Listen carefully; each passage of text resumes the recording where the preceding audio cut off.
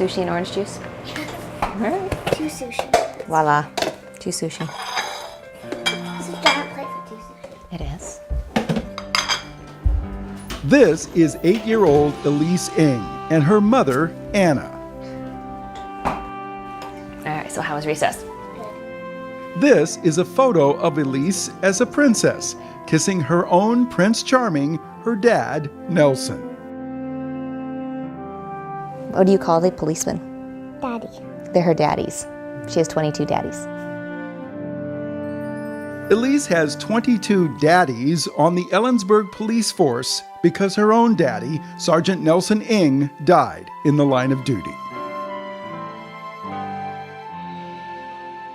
He contracted hantavirus. So his actual cause of death was hantavirus pulmonary syndrome, which is an infectious disease contracted from infected rodent droppings. As part of his duties as the range instructor, he was going out to the shed. Some Boy Scouts were going to make improvements to the facility as part of their Eagle Scout project. And in that enclosed space with the nests and the infected droppings, the dust was just airborne. And so the symptoms didn't onset for probably about 4 to 6 weeks after that. When he did finally come down with symptoms, it was very, very rapid. So we went to the ER twice. The second time we didn't come home. We went to ICU and then to Yakima. And then he died after trying to stay in the fight, didn't he? Yeah.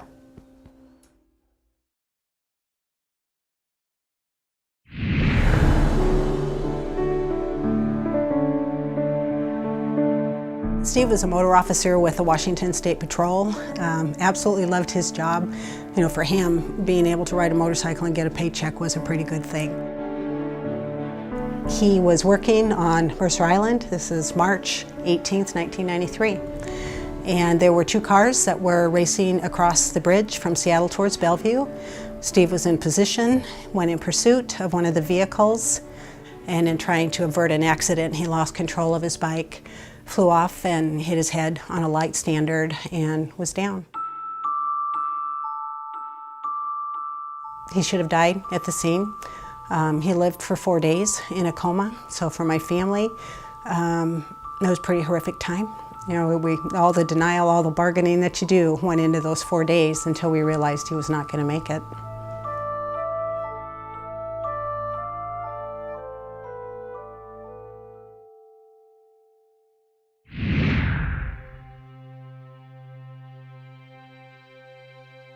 Mike was a police officer for the city of Omak, and he stood in the kitchen one night and kissed me goodbye, and that was the last time I saw him alive.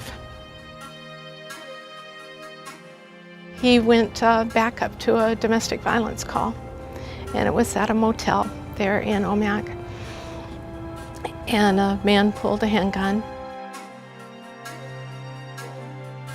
And the guy went down the alley beside the motel. It's a residential area, so they went looking for him. And as they went down the alley, the man jumped out from behind a carport.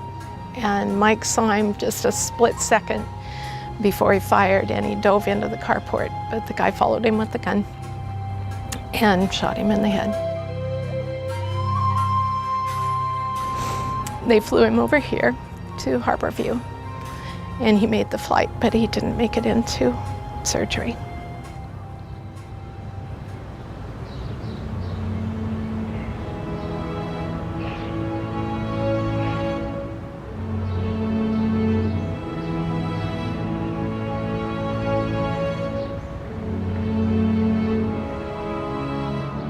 Dedicated on the state capitol grounds in 2006, the Washington State Law Enforcement Memorial honors officers who lost their lives in the line of duty.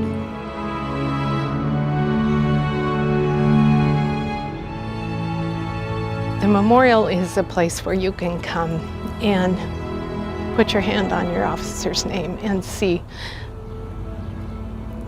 that it's there forever.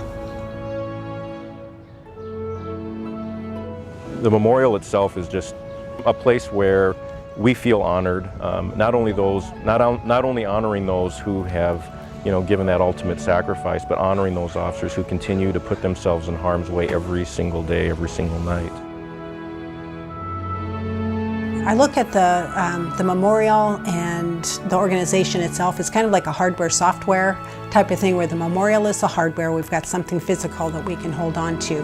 The software side of it is people. And so once the memorial was built and once it was dedicated, there was a recognition that we needed to have something that was organized and in place to make sure that the police agencies themselves and our surviving families had long-term support, not just in the immediacy of the death of the officer, but in the years that followed. And through that, the 1099 Foundation came into existence. On January 1st, 2009, the Washington State Law Enforcement Memorial and the 1099 Foundations are placed under a new umbrella organization, the Behind the Badge Foundation. The mission is expanded to serve catastrophically injured officers and their families. We want to make sure that their houses are taken care of, they can pay their immediate bills as they face this new trauma, and we're able to address what their long-term journey will look like. When your officer is killed, your life changes just like that. It's a whole different normal. And there's things that you want to forget, and there's things that you want to remember. There's something about having someone else with you that's walked in your shoes that you know this person understands when nobody else does. There are people who've gone before you and there are people who are going with you, and there will be others, unfortunately, who will follow us. There's that sense of community that continues. So life is about people and it's about relationships. So building these new relationships with a community that understands where you've been and knows how to pray for where you're going is a blessing to us.